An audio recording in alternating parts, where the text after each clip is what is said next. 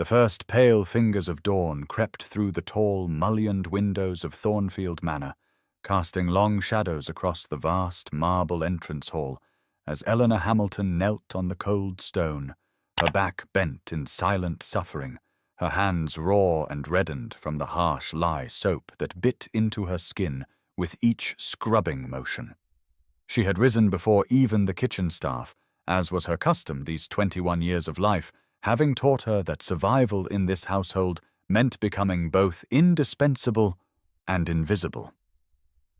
The rhythmic sound of her brush against the marble echoed in the silent grandeur of the entrance hall, a space designed to impress visitors with the wealth and status of the Blackwood family, not to comfort the young woman whose knees ached from hours pressed against unyielding stone.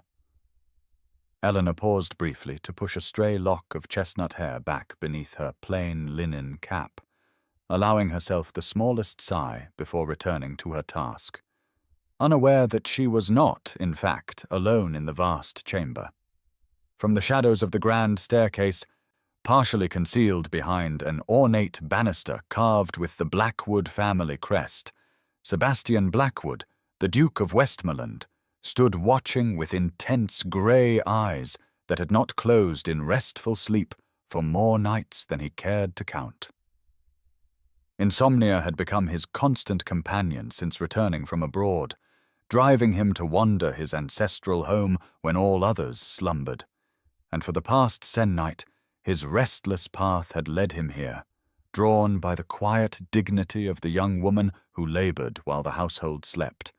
Something about her methodical movements and the graceful line of her neck as she bent to her task stirred an unexpected fascination in him, a curiosity about what thoughts might move behind her downcast eyes.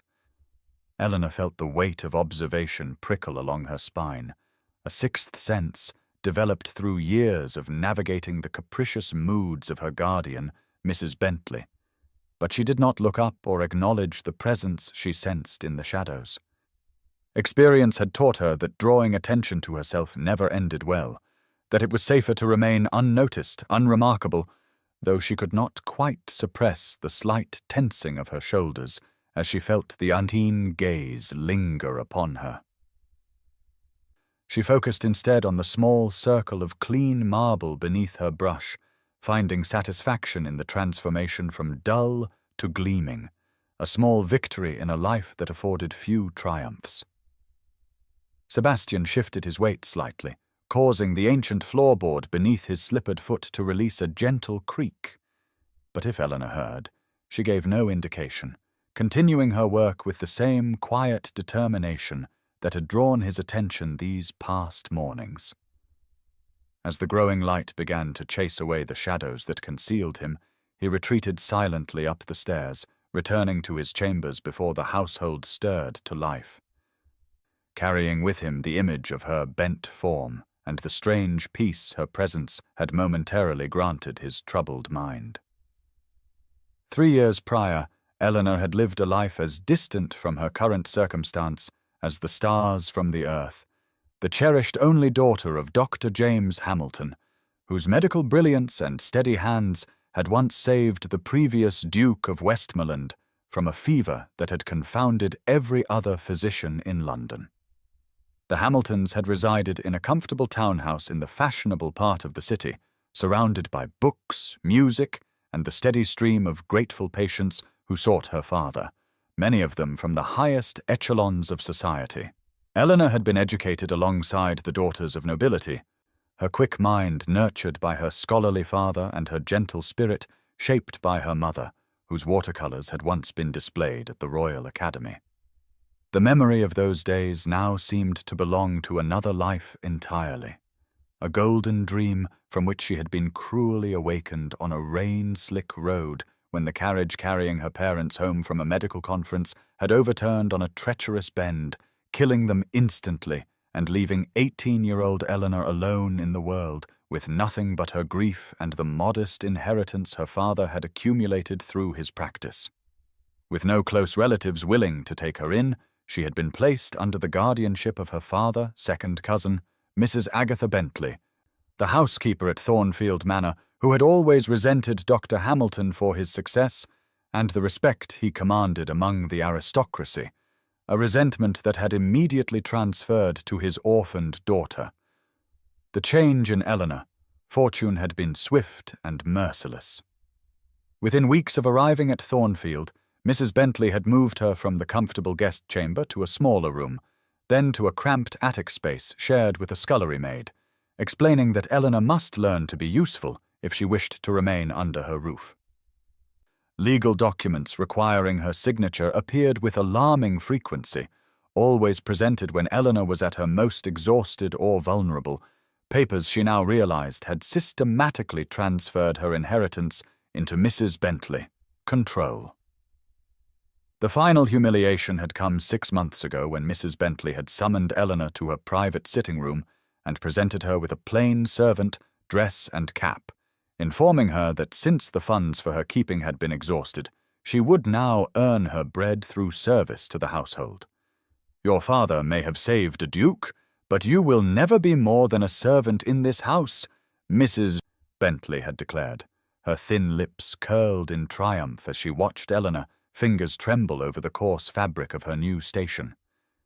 Day by day, week by week, the bright, cultured young woman who had once moved comfortably through London, finest drawing rooms had been methodically erased, replaced by the silent, efficient servant who now scrubbed the floors of Thornfield before dawn, her true identity known to none but the woman who had orchestrated her fall from grace. Sebastian Blackwood, the 8th Duke of Westmoreland, had returned to Thornfield Manor merely 3 weeks prior.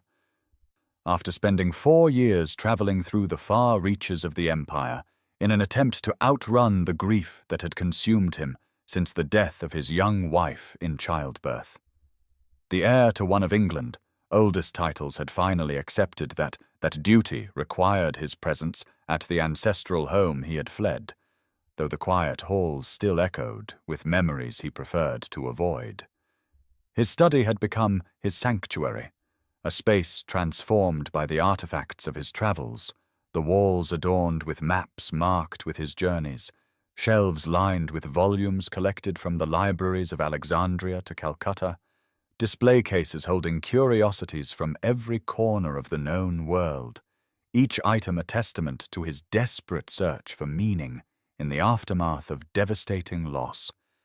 It was well past midnight when Sebastian pulled the bell cord beside his desk, requesting tea to ease his perpetual sleeplessness, his attention focused on the translation of an ancient Persian text that had thus far proven the only distraction powerful enough to quiet his restless mind. The soft knock at his study door came sooner than expected, and he called for entry without looking up from his work, accustomed to the elderly butler who typically attended to his nocturnal needs.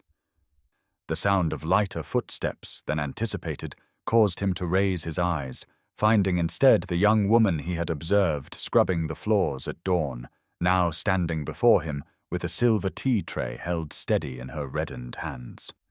Their eyes met for the first time, her swift curtsy performed with a natural grace that seemed at odds with her position, her gaze quickly lowering in appropriate deference, yet not before Sebastian had glimpsed intelligence and wariness in depths of green that reminded him of the forests surrounding his Italian villa. As she arranged the tea service with practiced efficiency, he observed her movements, noting the subtle tells that had first drawn his attention during his pre-dawn observations, her spine too straight for one born to service, her hands too delicate despite their current roughened state. "You are not a typical housemaid," he stated, watching with interest as she stilled momentarily before resuming her task. "I serve where I am placed, Your Grace," she replied, her diction precise and cultured despite the simplicity of her statement, further confirming his suspicions. When she finished preparing his tea exactly to his preference without instruction, she turned to leave, but paused briefly before a shelf containing his rarest volumes, her gaze lingering on a first edition of Paradise Lost, with such obvious recognition that Sebastian found himself asking her opinion of Milton. Her response, though carefully measured, revealed an education far beyond that of any servant in his household, and as she slipped from the room with another perfect curtsy, the Duke found himself more intrigued by the mysterious young woman than by any curiosity he had collected in his years of wandering the globe. For all the hardships of her reduced circumstances, Eleanor had discovered one small mercy in her life at Thornfield. The vast library with its towering shelves of leather-bound volumes remained unlocked at night, offering a sanctuary she could visit only when her exhausting duties were complete and the household slumbered. Each evening after completing her final tasks, she would slip silently through the darkened corridors with a single candle, finding her way to this temple of knowledge, where for a precious hour or two she could reclaim fragments of her former self. On this particular night, the full moon cast brilliant silver beams through the tall library windows, illuminating dust motes that danced like fairy creatures in the still air as Eleanor moved reverently among the shelves, trailing her fingers along familiar spines until she found a volume of Wordsworth she had not yet explored.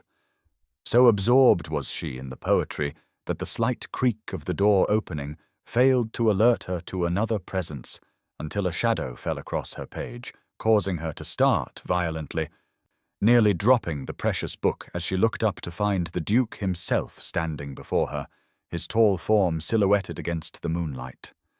Fear clutched at her throat as she scrambled to her feet, certain that this transgression would result in her immediate dismissal, already calculating in her mind how she might survive on London streets with neither references nor connections. Yet instead of anger, the Duke expression held curiosity as he gestured for her to remain seated. His voice low and measured as he inquired about her choice of reading material. When she haltingly explained her appreciation for Wordsworth, pastoral imagery, he surprised her by selecting a different volume from a nearby shelf, opening it to a specific page, and asking her opinion on Coleridge, interpretation of nature as compared to his contemporary. The tension in her shoulders gradually eased as they spoke, her initial terror giving way to cautious engagement as the Duke settled into a chair opposite her, the moonlight casting both their features in silver and shadow, creating an otherworldly intimacy that seemed to exist outside the rigid hierarchies of their daytime lives. Sebastian found himself mesmerized by the transformation in the young woman before him, watching as her formal servant, demeanor melted away to reveal flashes of passionate intelligence, her hands animating her points about the poetry with gestures that spoke of a genteel upbringing, her vocabulary expanding beyond the careful simplicity she maintained in her role as housemaid. More surprising still was his own response to her company.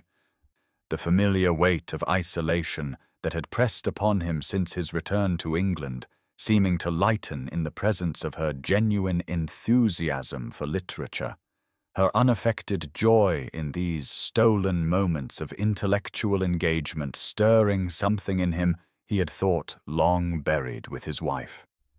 As the night deepened around them, neither seemed willing to break the spell by acknowledging the impropriety of their situation, each silently recognizing in the other a kindred spirit, despite the vast gulf of circumstance that separated the master of Thornfield from the servant who scrubbed its floors.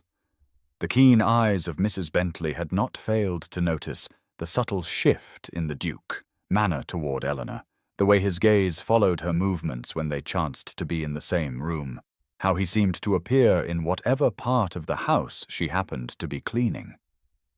With calculating malice born of both jealousy and fear that her misdeeds might be discovered, the housekeeper began assigning Eleanor tasks designed to break both body and spirit, sending her to scrub the cellar steps with a toothbrush, clean the chimney flues despite the availability of proper sweeps, and polish every piece of silver in the vast collection not once but 3 times to correct imagined imperfections. Sleep became a luxury Eleanor could scarcely afford as her duties expanded to include both the earliest morning and latest night tasks, leaving her precious few hours for rest before beginning anew. Within a fortnight, Her already slender frame had grown gaunt, dark shadows appearing beneath her eyes like bruises against her pallid skin, her movements slowing despite her determined efforts to maintain the efficiency expected of her. Yet never once did she complain or falter, completing each degrading task with the same quiet dignity that had first caught the Duke. Attention, though now her hands trembled with exhaustion, and her breath came in shallow gasps when she believed no one was watching. Sebastian observed this systematic cruelty with mounting concern and rage, particularly when he discovered Eleanor scrubbing the scullery floor on her hands and knees during the small hours of the night, her body swaying with fever as she fought to complete the task before dawn. He had seen enough. Striding forward, he ordered her to stop at once, his voice carrying an authority that brooked no argument, even as she struggled to rise and curtsy properly, her legs buckling beneath her from weakness. Without hesitation, he caught her before she could collapse, shocked at how little she weighed as he lifted her into his arms, despite her feeble protests that she was quite well and must finish her duties. "I have travelled the world and never seen such quiet strength in the face of such petty tyranny," he told her as he carried her toward the main staircase, his voice low with a mixture of admiration and barely contained fury at how she had been treated. Over her continued murmured objections, Sebastian summoned the startled night footman, instructing him to fetch both the physician from the village and Mrs. Bentley immediately, his expression so thunderous that the servant fled to obey without question. As he carefully placed Eleanor on a settee in his private study, rather than returning her to the servants' quarters, the Duke found himself overcome by a protective instinct he had not felt since his wife, illness. A fierce determination that this remarkable young woman would suffer no further at the hands of his housekeeper, regardless of what society might say about his unusual interest in a mere servant. The confrontation with Mrs. Bentley following Eleanor, collapse had yielded more questions than answers. The housekeeper, explanations about the young woman, circumstances growing increasingly tangled under Sebastian, pointed inquiry. According to Mrs. Bentley, Eleanor was merely a distant relation taken in from charity after being left destitute by her irresponsible father. Yet this tale contradicted the refinement evident in the young woman, speech and bearing. Most curiously, when pressed about the specific relationship, Mrs. Bentley had claimed first that Eleanor was her second cousin, once removed, then later referred to her as a third cousin by marriage. Inconsistencies that raised Sebastian, suspicions further. The very next morning, the Duke dispatched his most trusted secretary to London with instructions to inquire discreetly about a Dr. James Hamilton and his daughter, particularly any information regarding the circumstances of the daughter, guardianship and inheritance following her parents' demise. While awaiting these answers, Sebastian took measures to ensure Eleanor recovery and protection without openly challenging Mrs. Bentley, authority, a delicate balance that required careful maneuvering within the complex hierarchy of the household. The physician had ordered a fortnight of rest, a prescription that had sent Mrs. Bentley into barely concealed apoplexy until the Duke himself had insisted it would be followed to the letter. Upon returning to her small attic chamber after 3 days of recovery in a rarely used guest room, Eleanor discovered subtle but significant changes to her circumstances. A thick woolen shawl appeared folded on her bed. Her thin mattress had been replaced with one of superior quality, and somehow her duties had been revised to exclude the most physically demanding tasks despite Mrs. Bentley. Continued frosty demeanor. The servants, hall whispers, suggested the Duke himself had issued specific instructions regarding her care, though none could confirm having heard such orders directly. The food that appeared at her place during servants, meals had mysteriously improved in both quality and quantity, and occasionally she would find a small plate of sweetmeats or fruit left in unlikely places where her duties would take her. Anonymous kindnesses, that brought colour back to her cheeks and a cautious light to her eyes. Throughout Thornfield Manor, a palpable tension had begun to build, as Mrs. Bentley observed these changes with increasing agitation. Her thin lips pressed into a bloodless line whenever she caught sight of Eleanor looking less gaunt or completing her reduced duties with greater ease. The housekeeper had taken to watching the Duke with wary calculation whenever he entered a room, noting how his eyes invariably sought out and found the chestnut-haired servant, regardless of how inconspicuously Eleanor attempted to blend into the background. Sebastian felt the weight of this scrutiny, yet continued his subtle campaign of protection while awaiting news from London, determined to uncover the truth about the mysterious young woman whose quiet dignity had awakened something within him that he had believed long dead, a sense of purpose beyond mere existence and a growing conviction that justice must be served regardless of the cost to social propriety. Pale gold light had just begun to chase away the lingering shadows of night as Eleanor knelt among the rose bushes in the eastern garden, the early morning mist hanging like gossamer veils over the blooms her mother had once tended at their London home, cuttings that had somehow found their way to Thornfield through the previous Duchess' love of horticulture. Eleanor had discovered this connection by chance while reading the careful notations in the garden journal, finding her own mother, maiden name inscribed beside several varieties that had been gifted to the estate some 15 years prior. She came here in rare moments of freedom, finding comfort in pruning the leggy stems and clearing the persistent weeds that threatened to choke the magnificent blooms, her fingers remembering the lessons her mother had taught her, even as her heart ached with the memory. So absorbed was she in this bittersweet task that she failed to notice the tall figure approaching through the mist until his shadow fell across the roses, causing her to look up with a start into the face of the Duke himself, his formal attire abandoned for a simple shirt and riding breeches.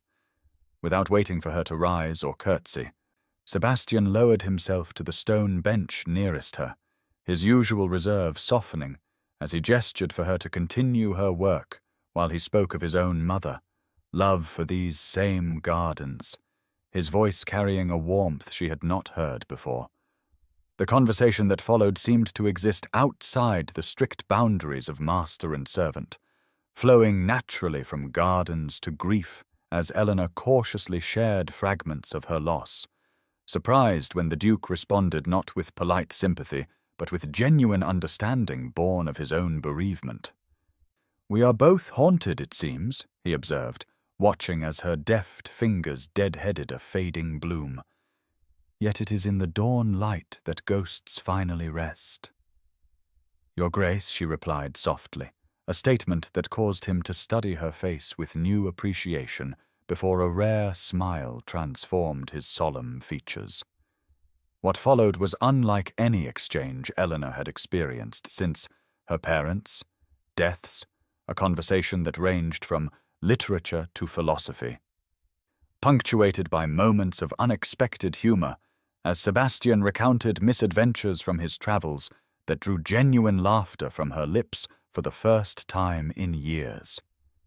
As the mist began to burn away beneath the strengthening sun, neither seemed eager to break the spell of this strange communion, both recognizing in the other a kindred spirit who understood the particular loneliness of carrying grief through a world that expected one to move forward without looking back, finding in their shared understanding a connection that transcended the vast gulf of their social positions.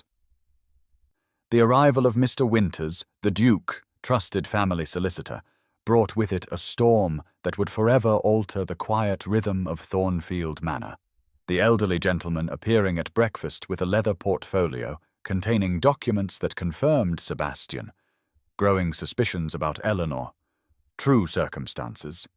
According to the carefully preserved records, not only was Eleanor indeed the daughter of the esteemed Dr. James Hamilton, who had once saved the former Duke, life, but she was also the legitimate heiress to a considerable fortune that should have provided her with comfort and independence following her parents, untimely deaths. The Duke wasted no time in summoning the entire household staff to the great hall, his face a mask of controlled fury as he stood before the assembled servants with Eleanor and the solicitor at his side, Mrs. Bentley looking increasingly pale as she noted the leather portfolio and official papers in Mr. Winter's gnarled hands. In a voice that rang with the authority of his ancient title, Sebastian laid bare the fraud that had been perpetrated beneath his roof, revealing how Mrs. Bentley had systematically diverted Eleanor inheritance into her own accounts through a series of falsified documents bearing forged signatures, reducing her own blood relation to virtual slavery while living comfortably on the stolen funds. The evidence was irrefutable, Mr. Winters producing original documents alongside the forgeries, as well as bank records showing substantial deposits to Mrs. Bentley, personal accounts corresponding exactly with withdrawals from the Hamilton estate. Throughout this exposure, Eleanor stood perfectly still, her face a complex canvas of emotions, flashing from disbelief to vindication to a cold anger that transformed her delicate features into something almost fierce. Yet beneath these stronger feelings flickered uncertainty about what this revelation would mean for her future at Thornfield, the only home she had known since her parents' passing. When Mrs. Bentley finally broke her shocked silence to protest that Eleanor had signed the papers willingly, the solicitor produced a damning report from a handwriting expert confirming that the signatures had indeed been forged, a revelation that caused several of the housemaids to gasp aloud, their eyes darting between the trembling housekeeper and the young woman they had been taught to consider beneath them. Sebastian concluded the confrontation by announcing that Mrs. Bentley would be removed from her position immediately and held at Thornfield until the magistrate could arrive to address the criminal aspects of her actions, adding that Miss Hamilton would henceforth be treated with all the respect due her true station, a declaration that sent ripples of confusion through the staff who could scarcely reconcile their former fellow servant with the gentlewoman now revealed before them. As the stunned household dispersed to whisper among themselves about this extraordinary turn of events, Eleanor found herself standing in the suddenly empty hall, her hard-won identity as a servant stripped away as abruptly as it had been forced upon her, leaving her adrift between worlds, neither the downtrodden housemaid she had become, nor quite able to reclaim the confident young woman she had been before tragedy altered her path. The transition from her sparse attic chamber to the lavish blue guest suite overlooking the gardens occurred with a swiftness that left Eleanor feeling as though she had stepped into another woman, life. The same servants who had previously ignored her existence, now curtsying as they addressed her as Miss Hamilton in tones of exaggerated respect that could not quite mask their confusion and resentment. Sebastian had arranged everything with characteristic thoroughness, summoning a dressmaker from London who arrived with trunks of ready-made gowns that required only minor alterations to fit her diminished frame, assigning a young housemaid named Sarah to serve as her lady, maid, and engaging Mr. Winters to begin the lengthy process of reclaiming her stolen inheritance. Yet for all the sudden luxury surrounding her, Eleanor had never felt more isolated, sitting stiffly on brocade chairs that once would have represented unimaginable comfort, but now seemed to emphasize her uncertain place in the household. She found herself hesitating before touching the silver-backed brushes on her dressing table, apologizing instinctively when Sarah brought her tea, and rising at dawn from habit only to stand awkwardly in her nightgown with no floors to scrub, no fires to light, no purpose to fulfill. Most troubling of all was the subtle shift in her interactions with the Duke, the easy connection they had found in the rose garden giving way to a new formality. As Sebastian, manor grew increasingly proper with each passing day, the protocol of their respective stations reasserting itself now that she was no longer a servant whose relationship with the master could be easily dismissed. When they chanced to meet in the library or during meals, which she now took at his table rather than below stairs, a palpable tension stretched between them. Eleanor, keenly aware of the whispers that must be circulating about a young, unmarried woman residing under the roof of a bachelor duke, regardless of the unusual circumstances. While she detected no diminishment in his concern for her welfare, she sensed his growing awareness that their previous intimacy had been possible only because of her invisible status, a truth that brought her both resentment and a strange sense of loss.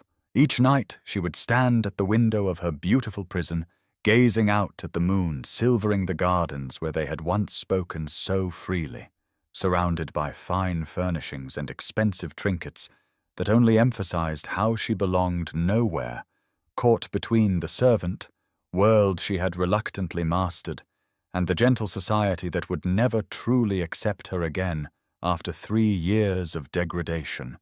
Her only certainty, the knowledge that the man whose quiet attention had sustained her through her darkest days now seemed more unreachable than when she had knelt scrubbing his floors at dawn. The local assembly rooms blazed with light from a dozen crystal chandeliers, the polished floor reflecting their brilliance as couples moved through the intricate patterns of a country dance, the air filled with music, perfume, and the constant murmur of conversation that faltered noticeably when Sebastian escorted Eleanor into the crowded hall. 3 weeks had passed since her true identity had been restored, yet this marked her first venture into society as the Duke of Westmoreland Ward, a position hastily arranged to provide some semblance of propriety to her residence at Thornfield. Eleanor felt the weight of every gaze upon her as she moved through the room in a gown of pale blue silk that the dressmaker had assured her was the height of fashion, though it could not disguise her discomfort as she faced the curious scrutiny of people who had once been her social equals. The initial polite greetings soon gave way to whispered comments behind fluttering fans, the sharp eyes of the local gentry noting every detail of her appearance and behavior for later dissection. Lady Harrow, whose husband owned neighboring lands, made no attempt to lower her voice as she remarked to her companion that one could take the girl from the scullery but never truly remove the taint of service, a comment that brought high-pitched laughter from the circle of elegantly dressed women surrounding her.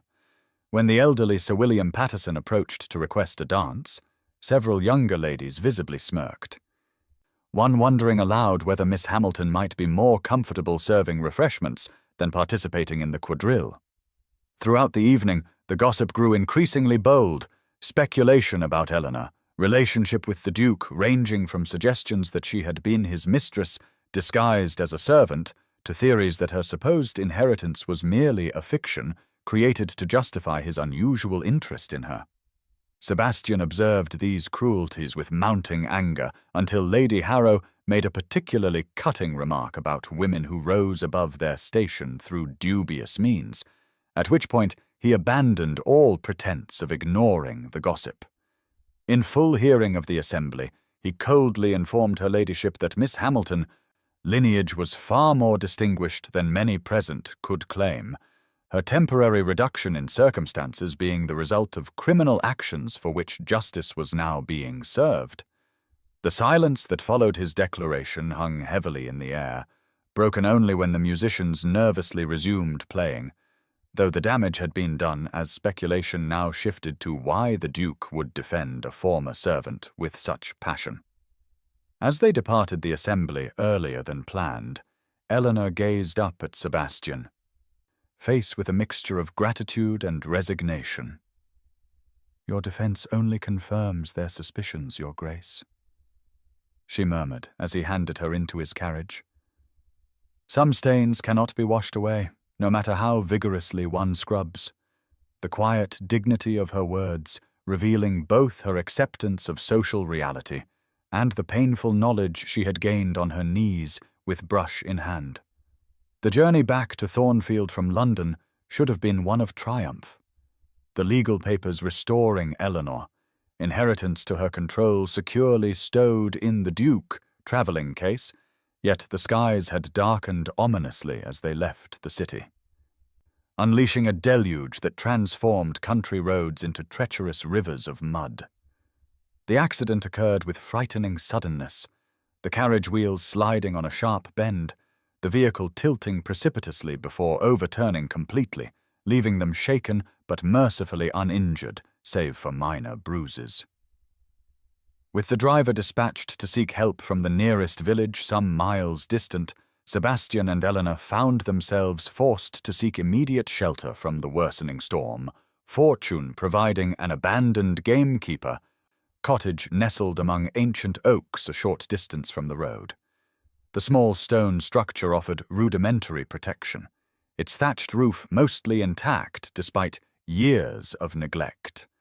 A single room containing a rough wooden table, a simple chair, and a narrow cot pushed against the far wall. Sebastian managed to light a fire in the small hearth using wood stacked beside the chimney, the flames casting dancing shadows across the weathered walls as rain lashed against the single window with increasing fury. The intimate confines of their temporary refuge making it impossible to maintain the careful distance they had established in recent weeks. As the storm raged outside, mirroring the emotional tempest within, Sebastian finally broke the silence that had stretched between them, confessing that he had suffered from debilitating insomnia since his wife, death, endless nights spent wandering the empty corridors of Thornfield, seeking some respite from grief and guilt. He spoke softly of how he had first noticed Eleanor at dawn weeks ago, drawn to the window overlooking the entrance hall by the sound of her brush against marble depths, finding in her quiet determination and methodical movements a strange comfort that had eased his restless mind.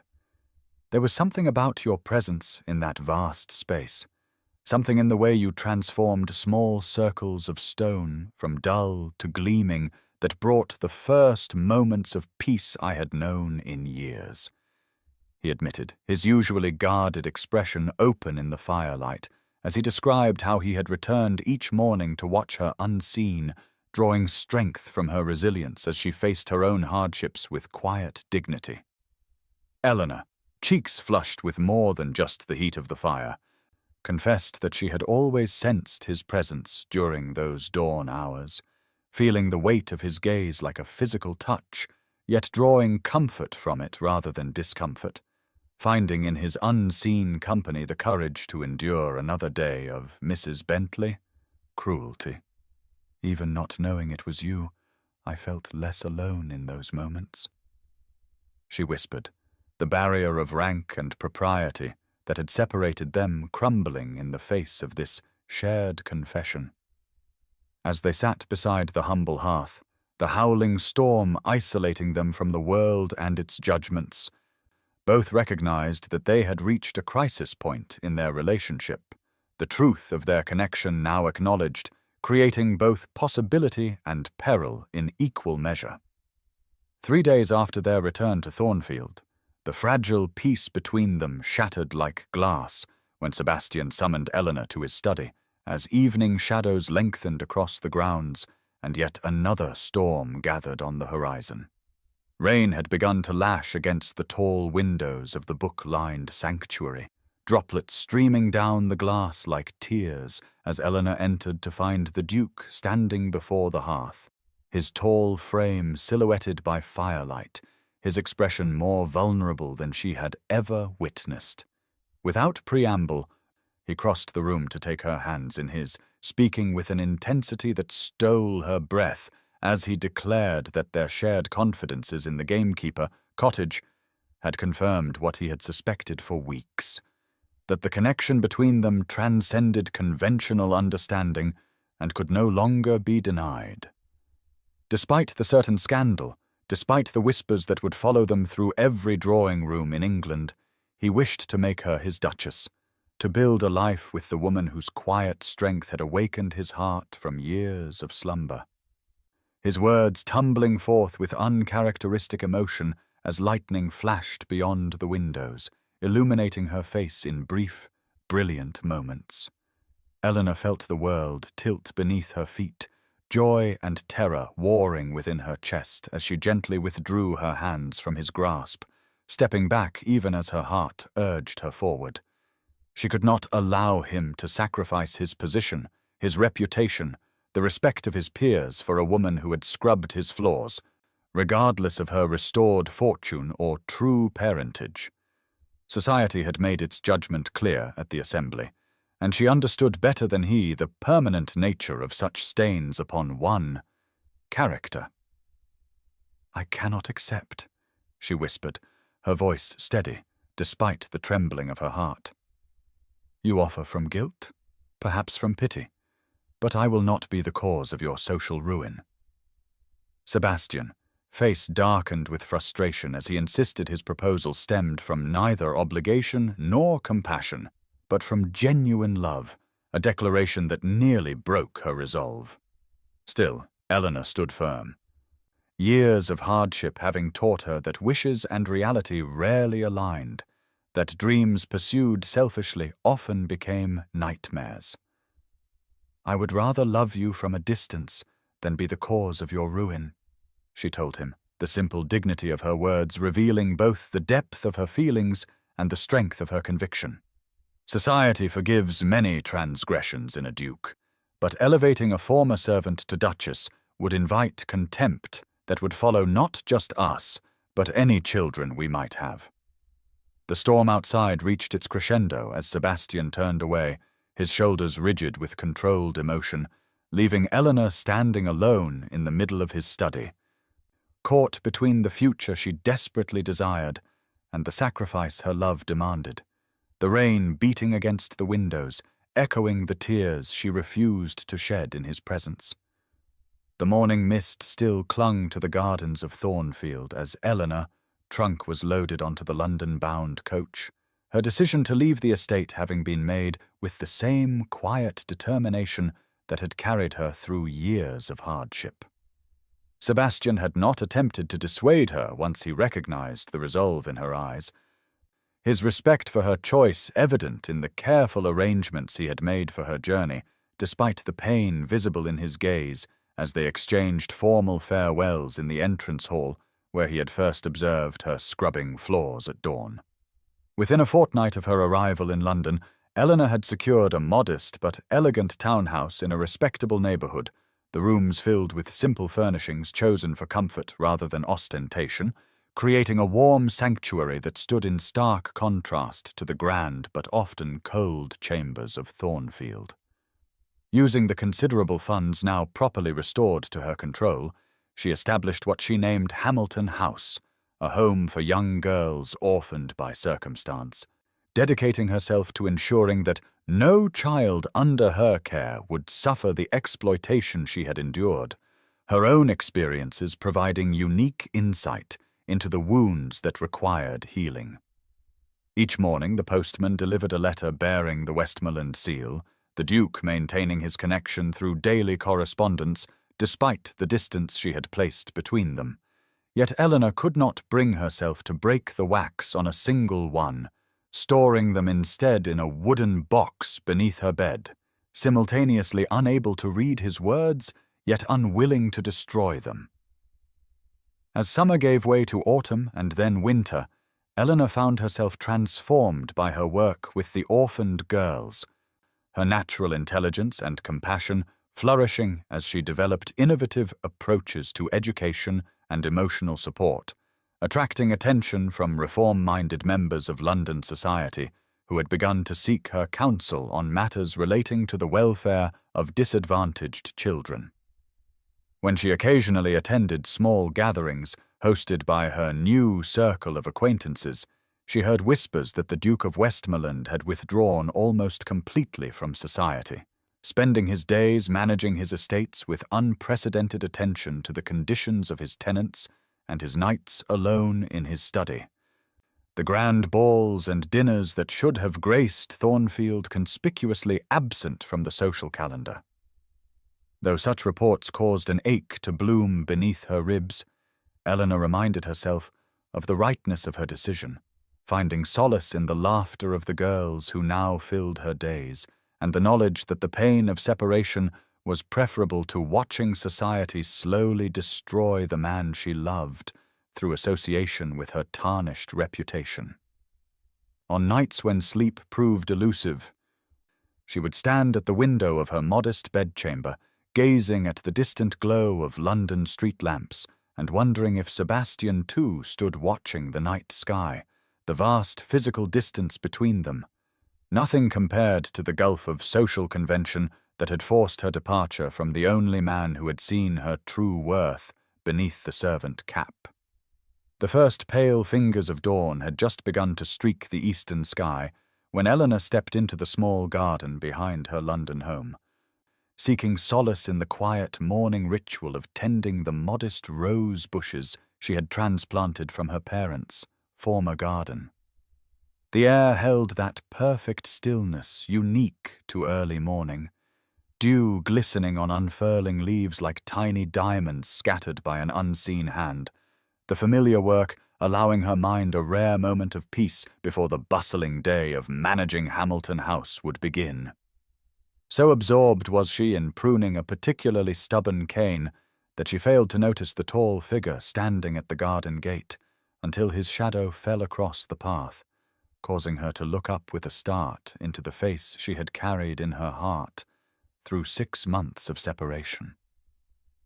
Sebastian stood before her, not in the formal attire of a duke, but dressed simply in riding clothes, his expression a mixture of uncertainty and hope as he asked permission to enter her domain. The months had changed him, new lines etching his face, a touch of silver at his temples that had not been there before, yet his eyes held a clarity and purpose she had never seen during their time at Thornfield. As the rising sun bathed the garden in golden light, he spoke of how he had followed reports of her work with orphaned girls, respecting her independence even as he found himself increasingly drawn to the philosophy that guided Hamilton House. With quiet intensity, he revealed how her departure had forced him to reconsider his place in society, leading him to withdraw from the shallow diversions of the ton to focus instead on implementing reforms across his vast estates, improving conditions for tenants and labourers in ways that had scandalized his peers, but brought unprecedented prosperity to his lands. "I once watched you from shadows, admiring your strength," he told her, his voice low with emotion as the morning light illuminated them both. "Now I stand in the light, asking not for your hand, but for your heart as equals. The world will still disapprove, society will still whisper, but I have discovered that a life lived according to their expectations is no life at all." From a pocket he withdrew the wooden box she kept beneath her bed, explaining that her housekeeper had entrusted it to him upon learning of his visit, believing the time had come for her to read what she had been unable to face. As Eleanor opened the box with trembling fingers, reading fragments of letters that revealed not obligation or pity, but a love that had deepened through absence, understanding the journey he had undertaken to transform himself into a man who could stand beside her rather than above her, she felt the final walls around her heart crumble like the morning mist now burning away in the strengthening sunlight.